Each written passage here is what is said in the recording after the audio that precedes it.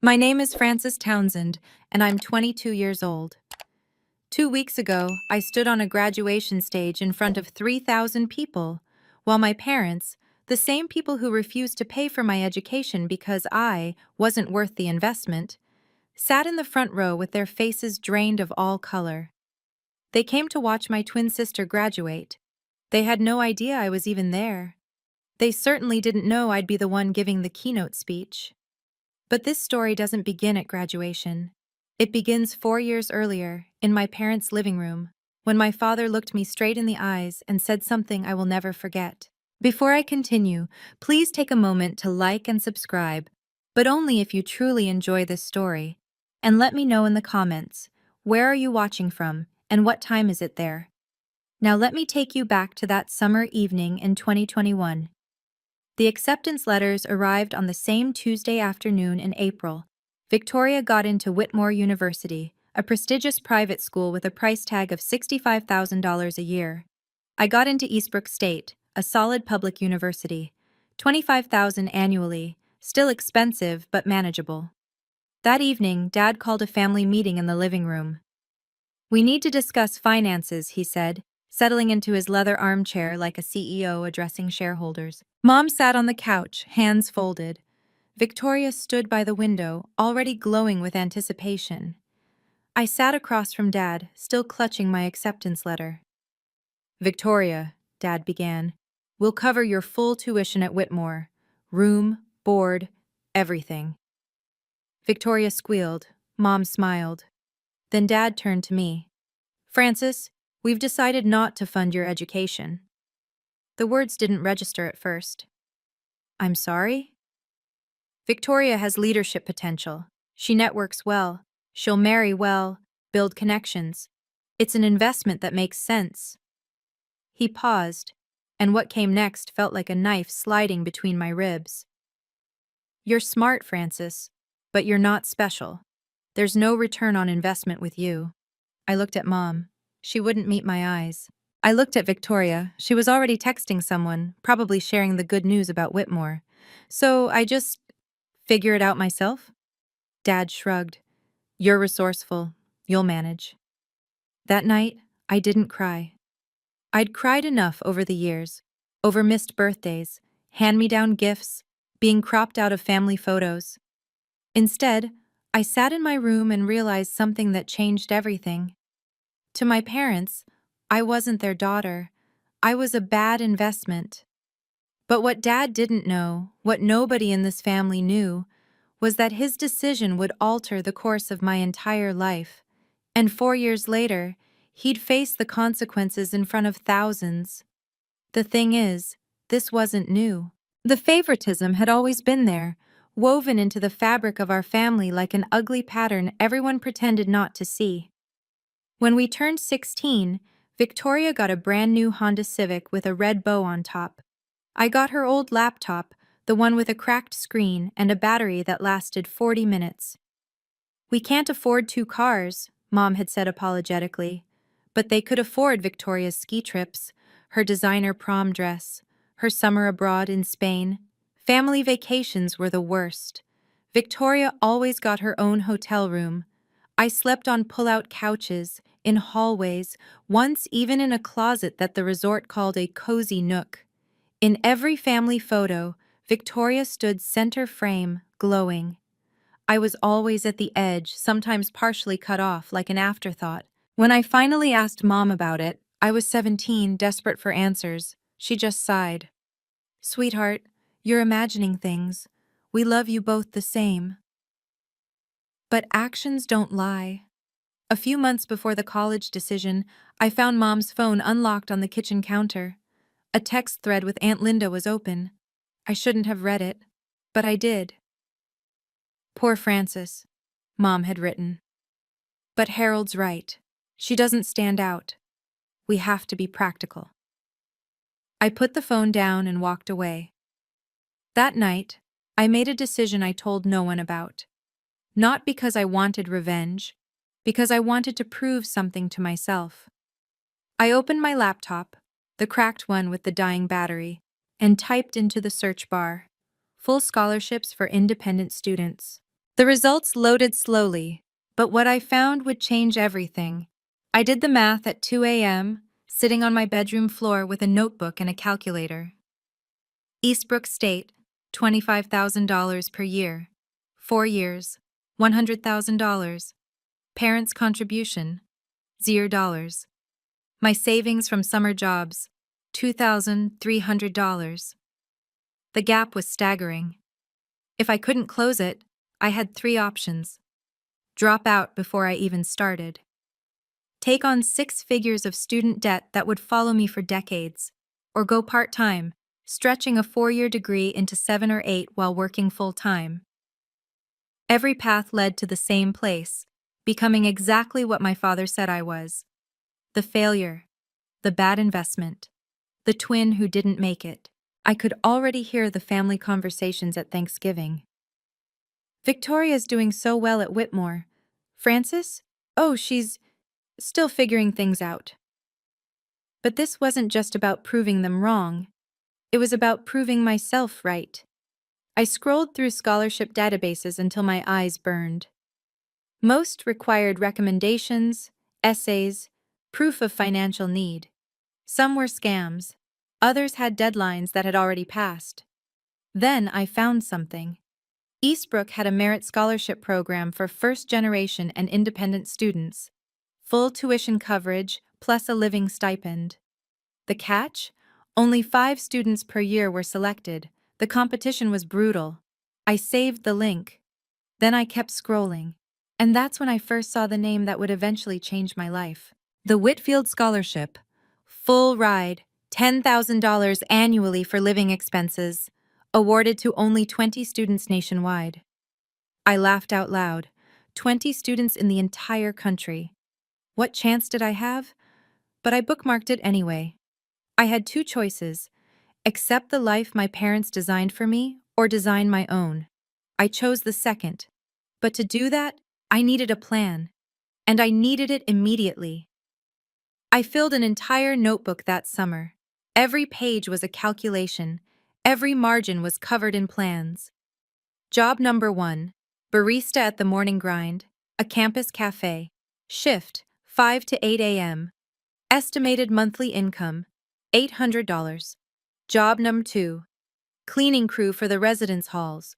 Weekends only. $400 a month. Job number 3. Teaching assistant for the economics department if I could land it, another $300. Total, $1,500 per month, roughly $18,000 a year. Still $7,000 short of tuition. That gap would have to come from scholarships. Merit-based ones. The kind you earn, not the kind you're handed. I found the cheapest housing option within walking distance of campus, a tiny room in a house shared with 4 other students. $300 a month, utilities included. No parking, no AC, no privacy. It would have to do. My schedule crystallized into something brutal but precise. 5 a.m. Work at the cafe.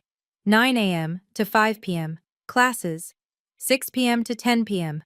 Study, work, or TA duties. Sleep. 11 p.m. to 4 a.m. 4 to 5 hours a night. For 4 years. The week before I left for college, Victoria posted photos from her Cancun trip with friends. Sunset beaches, margaritas, laughter. I was packing my thrift store comforter into a second-hand suitcase. Our lives were already diverging, and we hadn't even started yet. But here's what kept me going. Every night before sleep, I'd whisper the same thing to myself. This is the price of freedom. Freedom from their expectations. Freedom from their judgment. Freedom from needing their approval. I didn't know then how right I'd be, and I didn't know that somewhere on the Eastbrook campus there was a professor who would see something in me that my own parents never could. Freshman year Thanksgiving. I sat alone in my tiny rented room, phone pressed to my ear, listening to the sounds of home. Laughter in the background, the clink of dishes, the warm chaos of a family gathering I wasn't part of. Hello? Frances? Mom's voice was distant, distracted. Hi, Mom. Happy Thanksgiving. Oh, yes, happy Thanksgiving, honey. How are you? I'm okay. Is Dad there? Can I talk to him? A pause. Then I heard his voice in the background, muffled but clear. Tell her I'm busy. The words landed like stones. Mom's voice returned, artificially bright. Your father's just in the middle of something. Victoria was telling the funniest story. It's fine, Mom. Are you eating enough? Do you need anything? I looked around my room. At the instant ramen on my desk. At the second-hand blanket. At the textbook I'd borrowed from the library because I couldn't afford to buy it. No, Mom, I don't need anything. Okay, well, we love you. Love you too. I hung up. Then I opened Facebook. The first thing in my feed was a photo Victoria had just posted. Mom, Dad, and Victoria at the dining table, candles lit, turkey gleaming. The caption? Thankful for my amazing family. My amazing family. I zoomed in on the photo. 3 place settings, 3 chairs, not 4. They hadn't even set a place for me. I sat there for a long time, staring at that image. Something shifted inside me that night.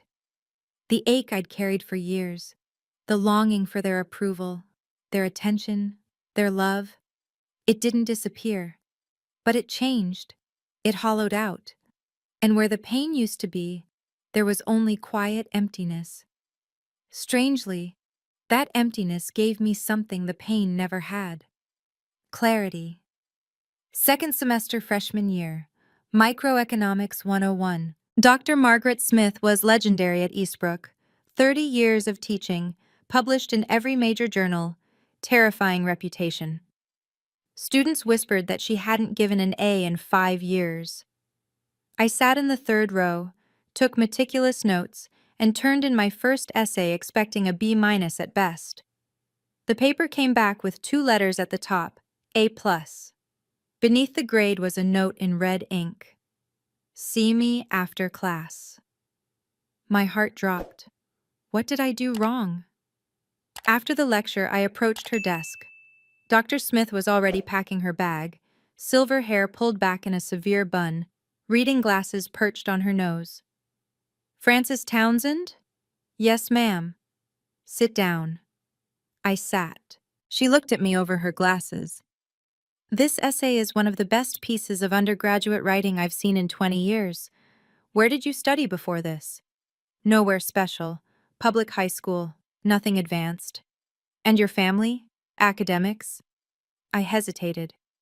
My family doesn't support my education, financially or otherwise. The words came out before I could stop them. Dr. Smith set down her pen. Tell me more. So I did. For the first time, I told someone the whole story. The favoritism, the rejection, the 3 jobs, the 4 hours of sleep. All of it. When I finished, she was quiet for a long moment. Then she said something that changed my trajectory forever. Have you heard of the Whitfield Scholarship? I nodded slowly. I've seen it, but it's impossible. 20 students nationwide, she said. Full ride, living stipend, and the recipients at partner schools give the commencement address at graduation. She leaned forward. Frances, you have potential. Extraordinary potential. But potential means nothing if no one sees it. Let me help you be seen. The next 2 years blurred into a relentless rhythm. Wake at 4 a.m., coffee shop by 5, classes by 9, library until midnight, sleep, repeat. I missed every party, every football game, every late-night pizza run. While other students built memories, I built a GPA, 4.0, 6 semesters straight. There were moments I almost broke. Once I fainted during a shift at the cafe. Exhaustion, the doctor said. Dehydration. I was back at work the next day. Another time I sat in my car. Rebecca's car, actually. She'd lent it to me for a job interview, and cried for 20 minutes. Not because anything specific had happened, just because everything had happened, all at once, for years. But I kept going. Junior year, Dr. Smith called me into her office. I'm nominating you for the Whitfield. I stared at her. You're serious? 10 essays, 3 rounds of interviews. It'll be the hardest thing you've ever done. She paused. But you've already survived harder. The application consumed 3 months of my life. Essays about resilience, leadership, vision, phone interviews with panels of professors, background checks, reference letters. Somewhere in the middle of it, Victoria texted me, first time in months. Mom says you don't come home for Christmas anymore? That's kinda sad, TBH. I read the message. Then I put my phone face down and went back to my essay. The truth? I couldn't afford a plane ticket, but even if I could, I wasn't sure I wanted to go. That Christmas, I sat alone in my rented room with a cup of instant noodles and a tiny paper Christmas tree Rebecca had made me. No family, no presents, no drama. It was somehow the most peaceful holiday I'd ever had. The email arrived at 6:47 a.m. on a Tuesday in September senior year. Subject: Whitfield Foundation. Final round notification. My hands were shaking so badly I could barely scroll. Dear Ms. Townsend, congratulations. Out of 200 applicants, you have been selected as one of 50 finalists for the Whitfield Scholarship. The final round will consist of an in-person interview at our New York headquarters. 50 finalists, 20 winners. I had a 40% chance, if all things were equal. But things were never equal. The interview was scheduled for a Friday, in New York, 800 miles away. I checked my bank account, $847. A last-minute flight would cost $400 minimum, a hotel would eat the rest, and I had rent due in 2 weeks. I was about to close the laptop when Rebecca knocked on my door. Frankie, you look like you saw a ghost. I showed her the email. She screamed. Literally screamed. You're going, she said. End of discussion. Beck, I can't afford... Bus ticket, $53, leaves Thursday night, arrives Friday morning. I'll lend you the money. I can't ask you to... You're not asking. I'm telling. She grabbed my shoulders. Frankie, this is your shot. You don't get another one. So I took the bus. 8 hours overnight, arriving in Manhattan at 5 a.m. with a stiff neck and a borrowed blazer from the thrift store. The interview waiting room was full of polished candidates. Designer bags, parents hovering nearby, easy confidence. I looked down at my second-hand outfit, my scuffed shoes. I don't belong here, I thought. Then I remembered Dr. Smith's words. You don't need to belong. You need to show them you deserve to. 2 weeks after the interview, I was walking to my morning shift when my phone buzzed. Subject: Whitfield Scholarship. Decision. I stopped in the middle of the sidewalk. A cyclist swerved around me, cursing. I didn't hear him. I opened the email. Dear Ms. Townsend, we are pleased to inform you that you have been selected as a Whitfield Scholar for the class of 2025. I read it 3 times, then a 4th. Then I sat down on the curb and cried. Not quiet tears. Ugly, heaving sobs that made strangers stare. 3 years of exhaustion, loneliness, and grinding determination poured out of me right there on the sidewalk outside the morning grind. I was a Whitfield Scholar. Full tuition. $10,000 a year for living expenses. And the right to transfer to any partner university in their network. That night, Dr. Smith called me personally. Francis, I just got the notification. I'm so proud of you. Thank you for everything. There's something else, she said. The Whitfield allows you to transfer to a partner school for your final year. Whitmore University is on the list. Whitmore, Victoria's school. If you transfer, Dr. Smith continued, you'd graduate with their top honors, and the Whitfield Scholar delivers the commencement speech. My breath caught. Francis, you'd be valedictorian. You'd speak at graduation in front of everyone. I thought about my parents, about them sitting in the audience for Victoria's big day, completely unaware I was there. I'm not doing this for revenge, I said quietly. I know. I'm doing it because Whitmore has the better program for my career. I know that too. I pause. But if they happen to see you shine, that's just a bonus. I made my decision that night, and I told no one in my family. 3 weeks into my final semester at Whitmore, it happened.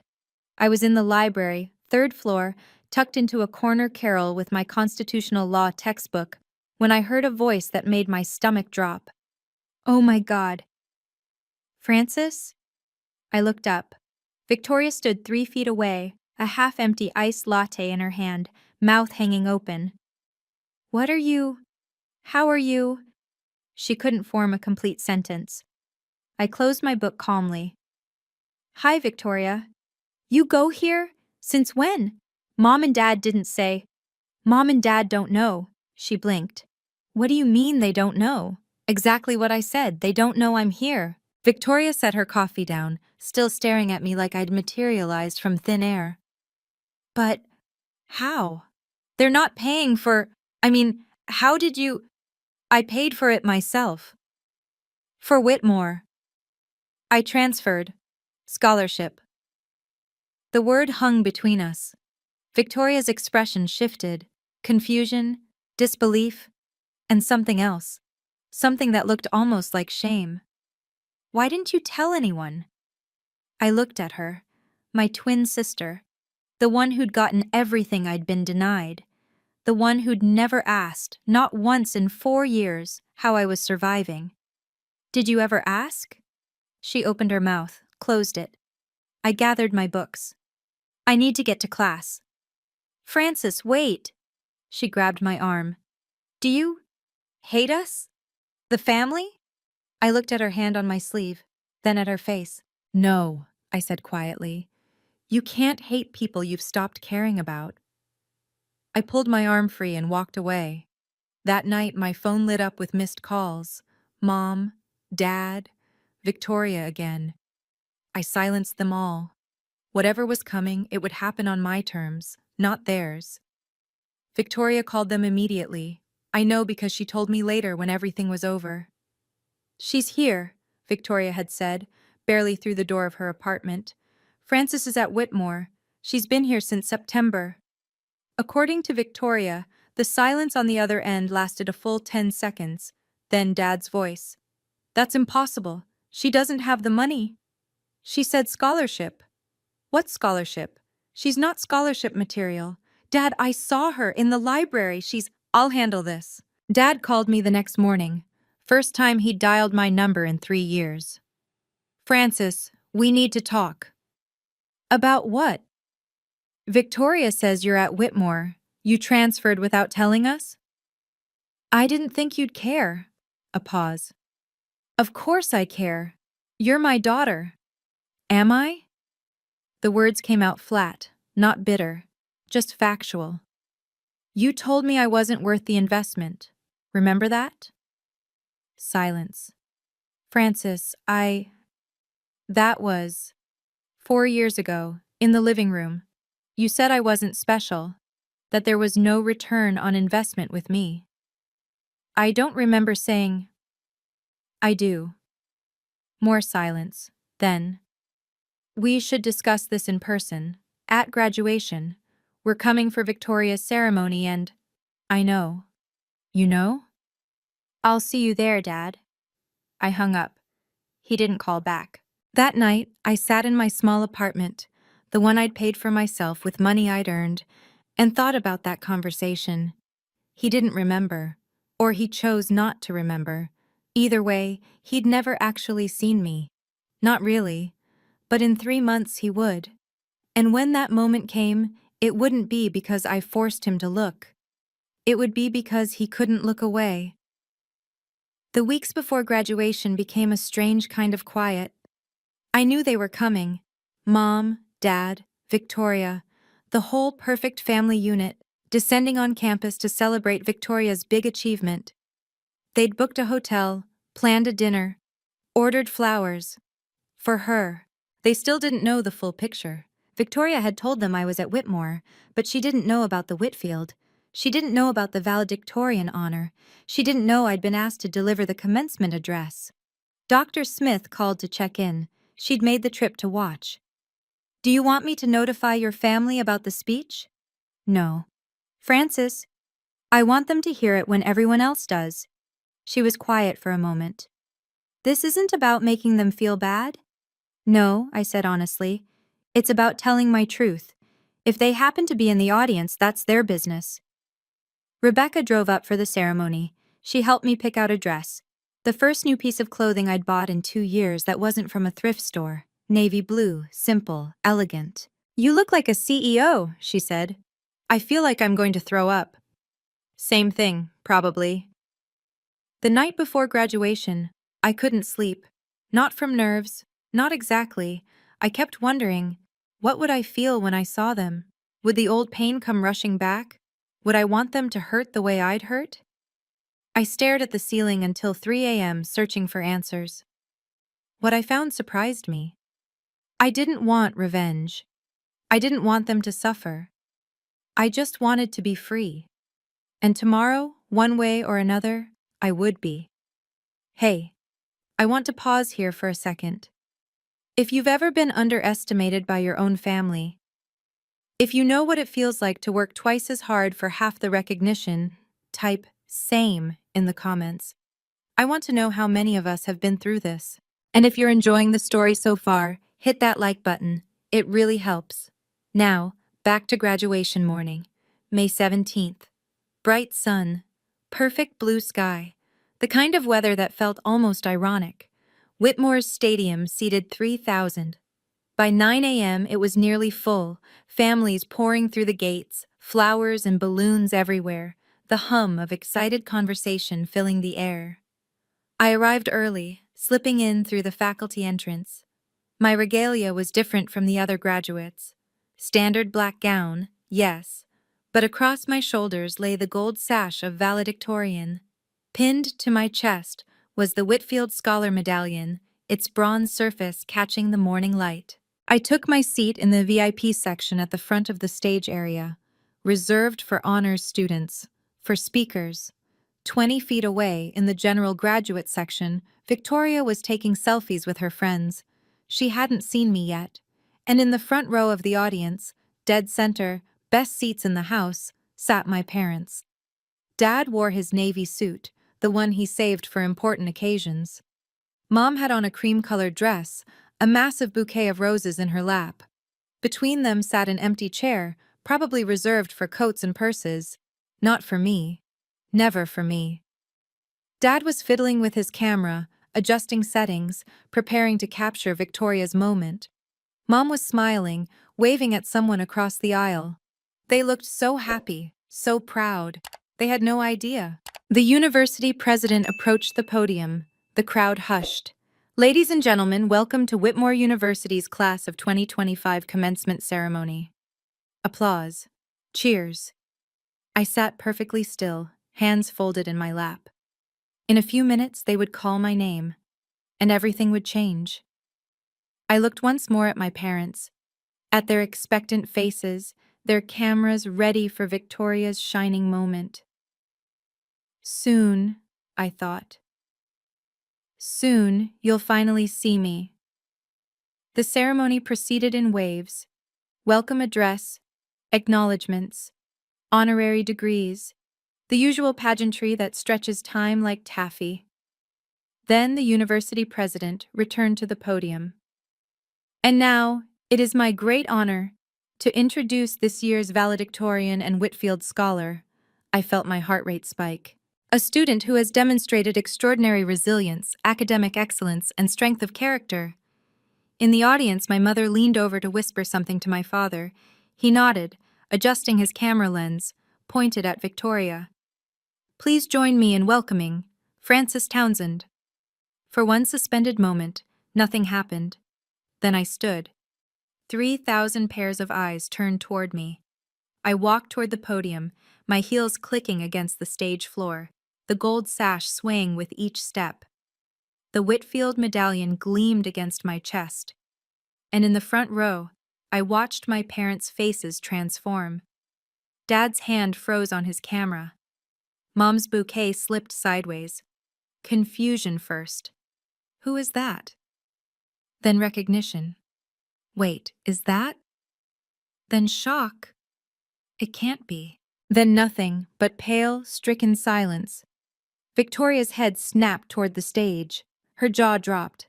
I saw her mouth my name. Francis? I reached the podium, adjusted the microphone. 3,000 people applauded. My parents didn't. They just sat there, frozen, as if someone had pressed pause on their entire world. For the first time in my life, they were looking at me. Really looking. Not at Victoria, not through me. At me. I let the applause fade. Then I leaned into the microphone. Good morning, everyone. My voice was steady, calm. 4 years ago, I was told I wasn't worth the investment. In the front row, my mother's hand flew to her mouth. Dad's camera hung useless at his side. And I began to speak. I was told I didn't have what it takes. My voice carried across the stadium, amplified by the sound system, steady as a heartbeat. I was told to expect less from myself because others expected less from me. 3,000 people sat in perfect silence. So I learned to expect more. I spoke about the 3 jobs, the 4 hours of sleep, the instant ramen dinners, and the second-hand textbooks. I spoke about what it meant to build something from nothing, not because you wanted to prove anyone wrong, but because you needed to prove yourself right. I didn't name names. I didn't point fingers. I didn't need to. The greatest gift I received wasn't financial support or encouragement. It was the chance to discover who I am without anyone's validation. In the front row, my mother was crying. Not the proud, joyful tears of a graduation ceremony, something raw, something that looked like grief. My father sat motionless, staring at the podium like he was seeing a stranger. Maybe he was. To anyone who has ever been told you're not enough, I paused, letting the words settle. You are. You always have been.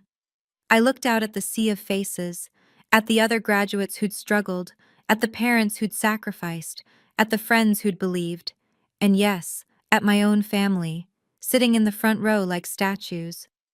I am not here because someone believed in me. I am here because I learned to believe in myself. The applause that followed was thunderous. People rose to their feet. Standing ovation. 3,000 people cheering for a girl they'd never met. I stepped back from the podium, and as I descended the stage, I saw James Whitfield III waiting at the bottom. But he wasn't the only one. The reception area buzzed with champagne and congratulations. I was shaking hands with the dean when I saw them approaching. My parents, moving through the crowd like they were wading through water. Dad reached me first. Francis, his voice was hoarse. Why didn't you tell us? I accepted a glass of sparkling water from a passing server, took a sip. Did you ever ask? He opened his mouth, closed it. Mom arrived beside him, mascara streaked down her cheeks. Baby, I'm so sorry, we didn't know. So sorry. You knew. I kept my voice even. You chose not to see. That's not fair, Dad started. Fair? The word came out calm, not sharp. You told me I wasn't worth investing in. You paid $250,000 for Victoria's education and told me to figure it out myself. That's what happened. Mom reached for me. I stepped back. Francis, please. I'm not angry, I said. And I meant it. The anger had burned away years ago, replaced by something cleaner. But I'm not the same person who left your house 4 years ago. Dad's jaw tightened. I made a mistake. I said things I shouldn't have. You said what you believed. I met his eyes. You were right about one thing, though. I wasn't worth the investment, not to you, but I was worth every sacrifice I made for myself. He flinched like I'd struck him. James Whitfield III appeared at my elbow, extending his hand. Miss Townsend, brilliant speech. The foundation is proud to have you. I shook his hand while my parents watched. The founder of one of the nation's most prestigious scholarships, treating their worthless daughter like a treasure. I saw it hit them then. the full weight of what they'd missed, what they'd thrown away. After Mr. Whitfield moved on, I turned back to my parents. They looked smaller somehow, diminished. "I'm not going to pretend everything's fine," I said, "because it's not." "Francis, please," Mom whispered.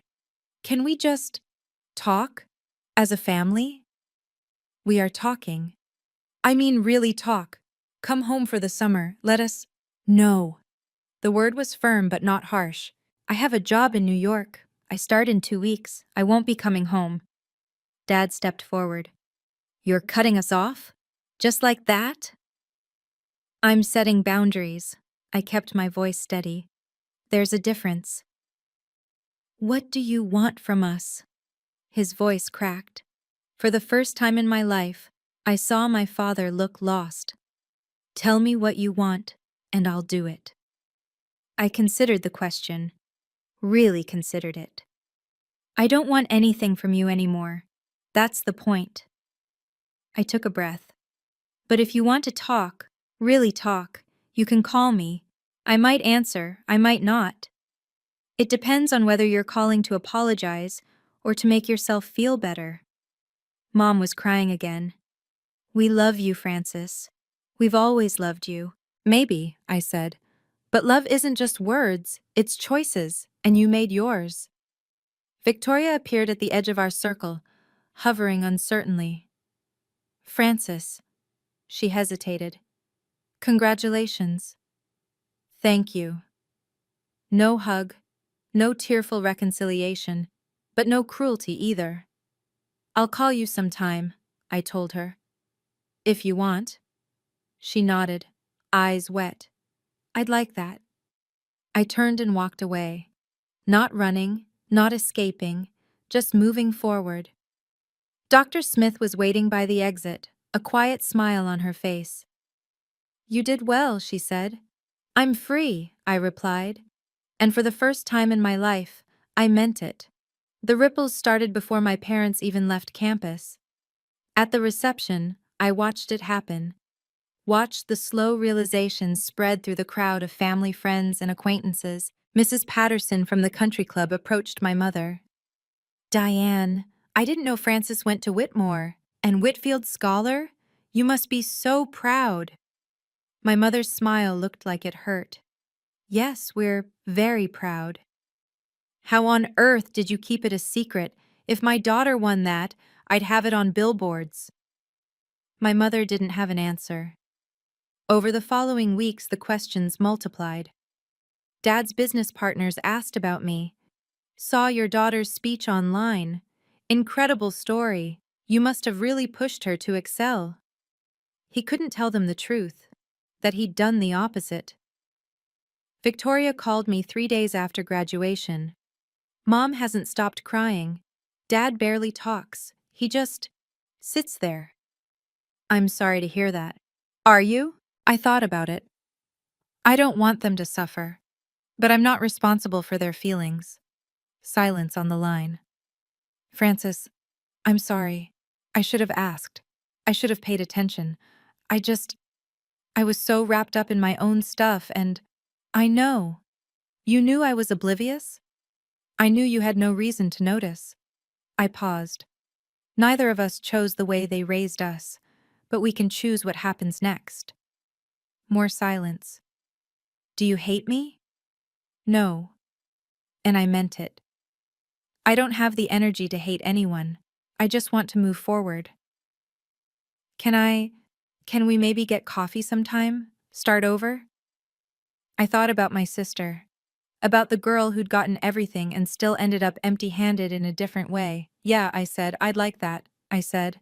2 months after graduation, I stood in my new apartment in Manhattan. It was small, a studio really, one window overlooking a brick wall, kitchen the size of a closet. But it was mine. I'd signed the lease with money from my first paycheck at Morrison & Associates, one of the top financial consulting firms in the city. Entry-level position, long hours, steep learning curve. I'd never been happier. Dr. Smith called on a Saturday morning. "How's the big city treating you?" "Exhausting. Exciting. Everything they warned me about," she laughed. That sounds about right. I'm proud of you, Francis. I hope you know that. I do. Thank you for everything. Rebecca visited the following weekend. She walked into my studio, looked around, and declared it exactly as small and depressing as expected. Then she hugged me so hard I couldn't breathe. You did it, Frankie. You actually did it. One evening I found a letter in my mailbox. Handwritten. 3 pages. My mother's looping script. Dear Francis, I don't expect you to forgive us. I'm not sure I would if I were you. She wrote about regret, about the 1,000 small ways she'd failed me, about watching me on that stage and realizing she'd been looking at a stranger who was also her daughter. I know I can't undo what happened, but I want you to know. I see you now. I see who you've become. And I am so sorry I didn't see you sooner. I read the letter twice, then I folded it carefully and put it in my desk drawer. I didn't reply. Not yet. Not because I was punishing her, but because I needed time to figure out what I wanted to say, if anything. For once, the choice was mine. Okay, we're almost at the end. But I have to ask, if you were in my shoes, would you forgive your parents? Comment yes if you'd forgive them. No if you wouldn't. Or maybe if, like me, you'd need time. And if you haven't subscribed yet, now's the time. We've got so many more stories like this one coming. All right, here's how it all ended. I used to think love was something you earned, that if I was smart enough, good enough, successful enough, my parents would finally see me, that their approval was a prize at the end of some invisible race. 4 years of struggle taught me something different. You can't make someone love you the right way. You can't earn what should have been given freely. And you can't spend your whole life waiting for people to notice your worth. At some point, you have to notice it yourself. I look at my life now, my apartment, my job, my friends who chose me, and I realize something. I built this, every piece of it, not out of anger, not out of spite, but out of necessity. My parents' rejection didn't break me. It rebuilt me. The girl who sat in that living room 4 years ago, desperate for her father's approval, she doesn't exist anymore. In her place is a woman who knows exactly what she's worth and doesn't need anyone else to validate it. Some nights, I still think about them, about the family dinners I wasn't invited to, the Christmas photos without my face, the $250,000 they spent on my sister while I ate ramen in a rented room. It still hurts sometimes. I don't think it ever stops hurting completely, but the hurt doesn't control me anymore. I've learned something that took years to understand. Forgiveness isn't about letting someone off the hook. It's about releasing your own grip on the pain. I'm not there yet, not fully, but I'm working on it. And for the first time in my life, I'm working on it for me. Not to make anyone else comfortable, not to keep the peace, just for me. 6 months after graduation, my phone rang. Dad. I almost let it go to voicemail, almost. Hello? Francis. His voice sounded different, tired. Thank you for picking up. I wasn't sure I would. Silence. Then, I deserve that. I waited. I've been thinking, every day since graduation, trying to figure out what to say to you. He paused. I keep coming up empty. Then just say what's true. Another long pause. I was wrong. Not just about the money. About everything. The way I treated you. The things I said. The years I didn't call, didn't ask, didn't... His voice cracked. I have no excuse. I was your father. And I failed you. I listened to him breathe on the other end of the line. I hear you, I said finally. That's all?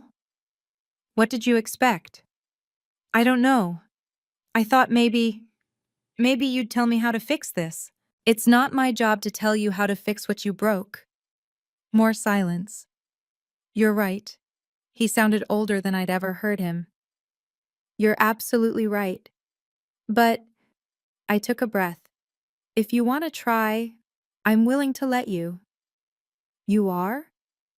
I'm not promising anything. No family dinners, no pretending everything's fine. But if you want to have a real conversation, honest, no deflecting, I'll listen. That's more than I deserve. Yes, it is. He laughed, a small, broken sound. You've always been the strong one, Francis. I was just too blind to see it. Yeah, I said. You were. We talked for a few more minutes. Nothing profound. Just two people trying to find common ground across years of wreckage. It wasn't forgiveness, but it was a start. It's been 2 years since graduation. I'm still in New York, still at Morrison and Associates, though I've been promoted twice. I'm starting my MBA at Columbia this fall, paid for by my company. The kid who ate ramen and slept 4 hours a night? She'd hardly recognize me now. But I haven't forgotten her. I carry her with me every day. Victoria and I meet for coffee once a month. It's awkward sometimes. We're learning to be sisters as adults, which is strange because we never really were as kids. But she's trying. I can see that now. I'm sorry I didn't see it, she told me at our last coffee date. All those years, I was so focused on what I was getting, I never asked what you weren't. I know. How do you not hate me for that? Because you didn't create the system, you just benefited from it. My parents came to visit last month, first time in New York. It was uncomfortable, stilted. Dad spent half the time apologizing. Mom spent the other half crying. But they came. They showed up at my door, in my city, in the life I built without them. That meant something. I'm not ready to call us a family again. That word carries too much weight, too much history. But we're something, working on something. Last month, I wrote a check to Eastbrook State's scholarship fund. $10,000. Anonymous. For students without family financial support. Rebecca cried when I told her. Frankie, you're literally changing someone's life. Someone changed mine. I thought about Dr. Smith, about the coffee shop shifts at dawn, about the night I bookmarked the Whitfield Scholarship, never believing I'd actually win it, about how far I've come, and about how far I still want to go. If you're watching this and something in my story resonated with you, if you've ever been overlooked, underestimated, or told you weren't good enough by the people who were supposed to love you most, I want you to hear this. They were wrong. They were always wrong. Your worth is not determined by who sees it. It's not a number on a check or a seat at a table or a place in a photo. Your worth exists whether or not a single person on this planet acknowledges it. I spent 18 years of my life waiting for my parents to notice me. I spent 4 more proving that I didn't need them to. And you know what I finally learned? The approval I was chasing was never going to fill the hole inside me. Only I could do that. Some of you are estranged from your families. Some of you are still fighting for scraps of attention. Some of you are just starting to realize that the love you're getting isn't the love you deserve. Wherever you are in that journey, I want you to know it's okay to protect yourself. It's okay to set boundaries. It's okay to decide that you matter more than keeping the peace. And it's okay to forgive, but only when you're ready, not a moment before. You don't need your parents, your siblings, or anyone else to confirm what you already know. You are enough. You always have been. Take a look in the mirror and say it out loud. I am enough. That's the first step.